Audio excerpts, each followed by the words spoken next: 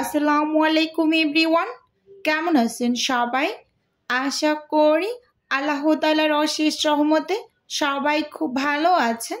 আলহামদুলিল্লাহ, আমিও ভালো আছি। স্বর্ণাজ কিচেনে সবাইকে আরও একবার ওয়েলকাম করছি নতুন একটি রেসিপি দেখার জন্য। আজকে শেয়ার করব ছোট বড় সকলের পছন্দের একটা রেসিপি, প্যানকেক। আশা করি সকলেরই ভালো লাগবে। প্রথমেই এখানে আমি একটা মিক্সিং বোলে 2টা ডিম ভেঙে নিচ্ছি। আজকের প্যানকেকগুলো আমি 2টা ডিম দিয়ে তৈরি করব। আপনারা চাইলে এখানে একটা দিয়েও করতে পারেন, আবার চাইলে কেউ আরও বাড়িয়ে নিতে পারেন।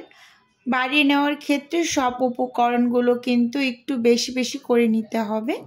এবার আমি স্বাদ মতো লবণ আর 1-2 কাপ মানে 125 ml চিনি ব্যবহার করেছি।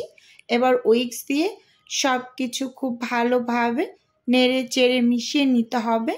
চিনিটা যতক্ষণ না পর্যন্ত ডিমের সাথে গলে মিশে না যায় ততক্ষণ পর্যন্ত কিন্তু উইক্স দিয়ে ঠিক এভাবে বিট করে নিতে হবে। আমি কাজটা উইক্স দিয়ে করে নিচ্ছি। আপনারা চাইলে এখানে ইলেকট্রিক বিটার থাকে ইলেকট্রিক বিটারটা ব্যবহার করবেন, না হয় কাঁটা চামচ দিয়েও করে নিতে পারেন। এবার আমি তেল দিয়ে দিলাম ভালোভাবে মিশিয়ে। 1-2 কাপ তেল মানে 125 ml তেল ব্যবহার করেছি। আর সামান্য একটু ভ্যানিলা এসেন্স দিয়ে দিয়েছি, দেখিয়ে দিচ্ছি আপনাদের। এখানে ডিম 2টা, তার সাথে চিনি 125 ml ব্যবহার করেছি, আর তেলও কিন্তু 125 ml ব্যবহার করেছি। 2টার পরিমাণ আমি সমানভাবে নিয়েছি। খুব ভালোভাবে মিশিয়ে এবার আমি শুকনো উপকরণগুলোকে চেলে ব্যবহার করছি। আপনারাও অবশ্যই চেলে ব্যবহার করবেন।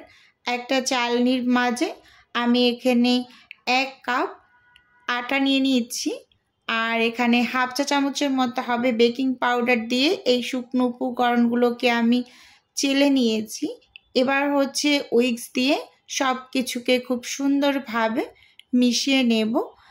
অবশ্যই শুকনো উপকরণগুলোকে চেলে নেবেন। আটা বা ময়দার ভিতরে যে মাঝে মাঝে গোটা গোটা অংশ থাকে সেগুলো কিন্তু চেলে নেওয়ার ফলে চালনিতেই থেকে যাবে। এবার দেখতেই পাচ্ছেন এখানে আমি একটা মগে লিকুইড দুধ নিয়ে নিয়েছি, 1 মগ। এটা গরুর দুধ, আমি গরুর দুধটা ব্যবহার করছি। আপনারা যদি লিকুইড দুধটা না থাকে তখন গুঁড়ো দুধটাকে পানি দিয়ে গুলে ঠিক এভাবে করে লিকুইড করে এই প্যানকেকের ব্যাটারটা রেডি করে নেবেন। প্যানকেকের ব্যাটার সব সময় কিন্তু দুধ দিয়ে রেডি করতে হয়।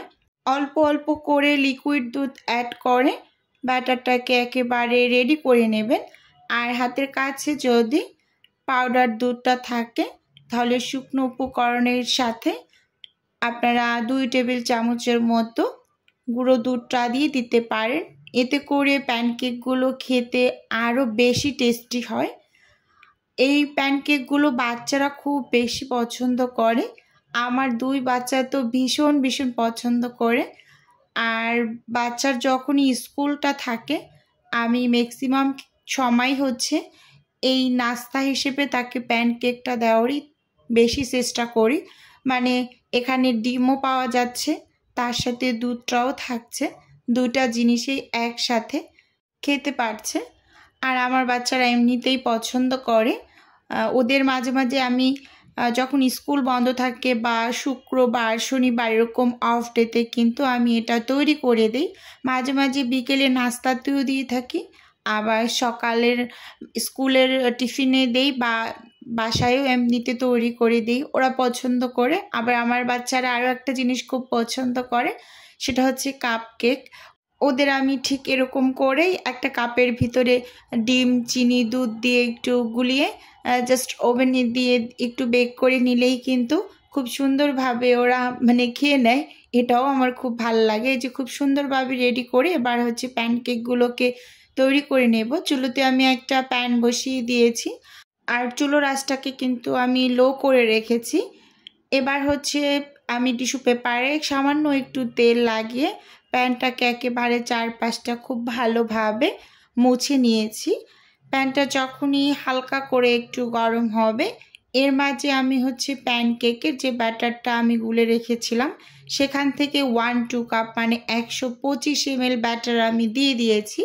আমি এই কাপটা ব্যবহার করি সব প্যানকেকগুলোকে বানিয়ে নেব, তাহলে সবগুলোর সাইজ একই রকম হবে, দেখতে খুবই ভালো লাগবে। তাই এরকম একটা চামচ বা একটা কাপ যে কোনো কিছুর সাহায্যেই কিন্তু আপনারা এই ব্যাটারটা দিয়ে নেবেন, তাহলে সবগুলো কিন্তু এক সাইজের হবে, দেখতে খুবই ভালো লাগে।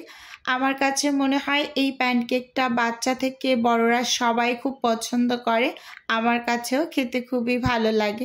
আমি বাচ্চাদের জন্য যখন সকালে মাঝে মাঝে তৈরি করি আমি নিজেও কিন্তু খেয়ে নিই নাস্তা হিসেবে। এই যে 1 থেকে 1.5 মিনিট অপেক্ষা করার পরে কিন্তু প্যানকেকের উপরটা এরকম ড্রাই হয়ে আসবে যখনই, তখন কিন্তু এই স্প্যাচুলা দিয়ে উল্টে দিবেন। দেখতেই পাচ্ছেন মাশাআল্লাহ একটা প্যানকেক কিন্তু রেডি হয়ে গিয়েছে। এবার আবারও আমি টিস্যু পেপার দিয়ে প্যানটাকে একটু মুছে ঠিক 125 ml ব্যাটার কিন্তু দিয়ে দিয়েছি।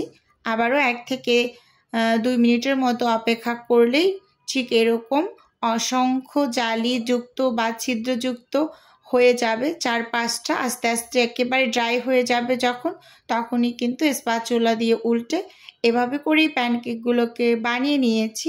এই যে আপনাদের একটু দেখিয়ে দিচ্ছি, দেখতেই পাচ্ছেন মাশাআল্লাহ প্যানকেকগুলো কতটা সুন্দর হয়েছে আর খেতে তো জাস্ট ওয়াও লাগে। আপনারা এভাবে করে বাসায় বাচ্চাদের বানিয়ে দিতে পারেন। আশা করি আপনাদের কাছে আমার এই রেসিপিটিও ভালো লেগেছে। আর ভালো লাগলে অবশ্যই আমার চ্যানেলটিকে সাবস্ক্রাইব করে আমার পাশে থাকবেন আর ভিডিওর শুরুতে একটা লাইক দিয়ে ভিডিও দেখা কন্টিনিউ করবেন। এই যে দেখুন কতটা নরম এবং কতটা সফট হয়েছে। আজকের ভিডিও এ পর্যন্তই রাখছি। আল্লাহ হাফেজ। আসসালামু আলাইকুম।